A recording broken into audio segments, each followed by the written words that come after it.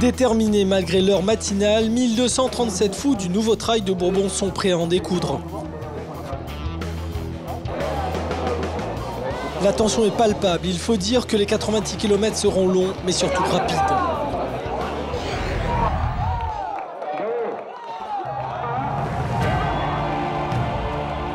C'est plein d'espoir que ce raz-de-marée humain s'élance pour un sprint à travers nos 3 cirques.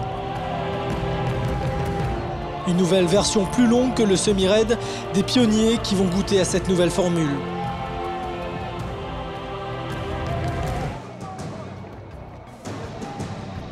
Une petite heure plus tard, Yannick Seri et René-Paul Vitry touchent le toit de l'île. Derrière, les rythmes se mettent en place. Chacun sait que dans ce genre d'épreuve, tout le monde peut gagner. Le défi est donc de se mettre dans le bon wagon afin d'éviter les embouteillages de ce sentier étroit. Maude Combarieux semble pensive, la tenante du titre sait que la journée sera longue. Une ligne à contresens de ce que le Grand Raid nous avait habitués. C'est donc vers Salazie que le trail de Bourbon est orienté et surtout la descente de ce fameux cap anglais. 10 km pour faire 1500 mètres de dénivelé. Cette descente périlleuse dans une forêt humide du rempart de Salazie est acrobatique. Les articulations en prennent cher, surtout qu'on est au début de l'aventure.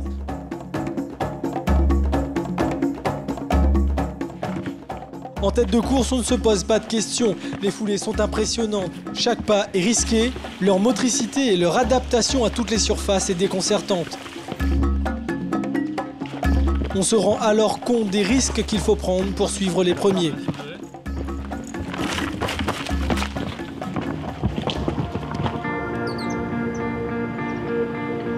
Pour l'instant, ça va. Une petite douleur légère au niveau de le pied, mais bon.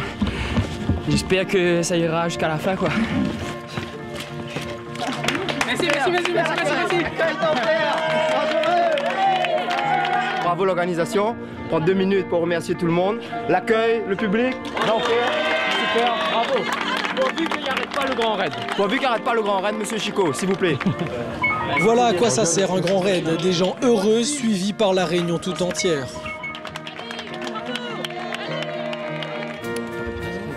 À Elbourg, le village vit entre le passage des coureurs, l'encouragement des familles et déjà les premiers abandons. Il faut quand même garder le moral. 72. L'objectif, ce serait déjà de le finir dans un premier temps. Dans quel état, je ne sais pas. Mais bon, en tout cas, le but du jeu, c'est d'arriver jusqu'au bout à la Redoute. Et le parcours est magnifique, mais qu'est-ce qu'il est dur!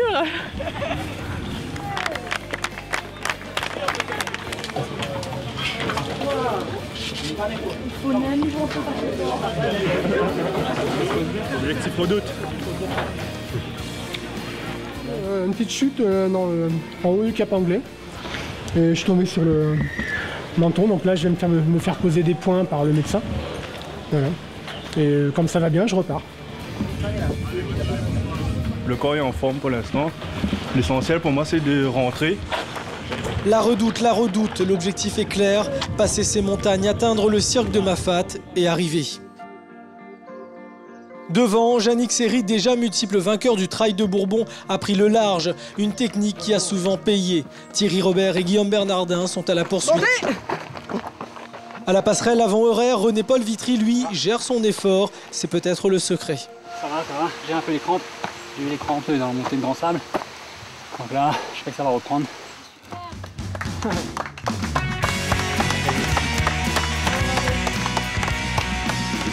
C'est quoi l'objectif Ah, c'est terminé. Finir. Mais maintenant, après, la place, on verra après.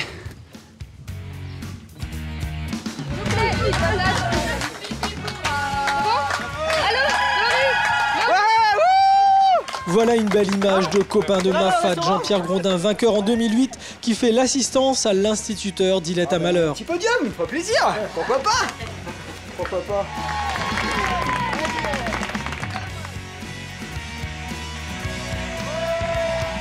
Un coup de barre et puis j'essaie de gérer, mais c'est un peu dur. On est à l'arrivée! Non, je vais y aller mon petit train et on verra bien. Le petit train qui va vite, Maude Combarieu est alors 32e au classement général et première féminine. À côté d'elle, Martine Maillot a le sourire, Christine Ménard conclut le podium provisoire. Je suis 3e, si je reste 3e, c'est top. Si je passe devant, c'est mieux. Bonjour. Et même si en image, la discipline semble facile avec des paysages grandioses, le dénivelé reste phénoménal et les sentiers interminables.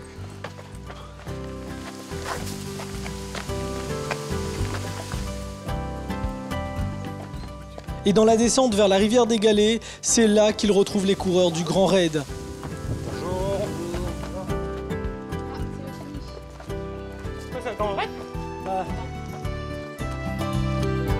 Une rencontre de frères de la montagne, et quel que soit son état, les souffrances ou les joies sont les mêmes.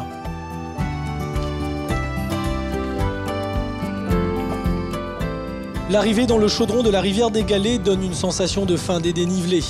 Les coureurs ont alors 53 km dans les jambes, ça commence à faire beaucoup.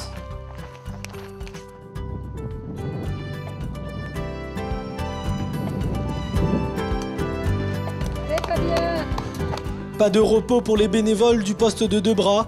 Après la vague des coureurs du Grand Raid, ceux du Trail de Bourbon complètent ce dernier moment de répit mafaté.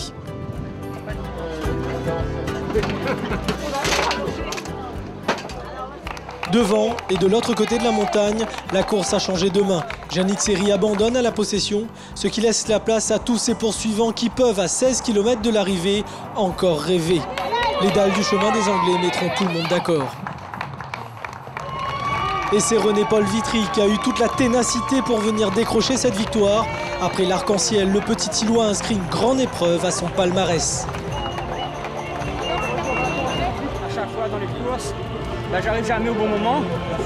Donc pour l'Arc-en-Ciel et pour le Trail de Bourbon, je suis arrivé au bon moment, en bonne forme, donc parfait, ça va.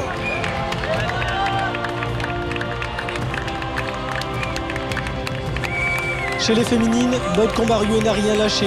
Une belle athlète souriante qui inscrit sa deuxième victoire sur les tablettes.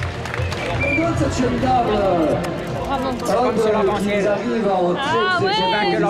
Ah oui, les mêmes. Voilà.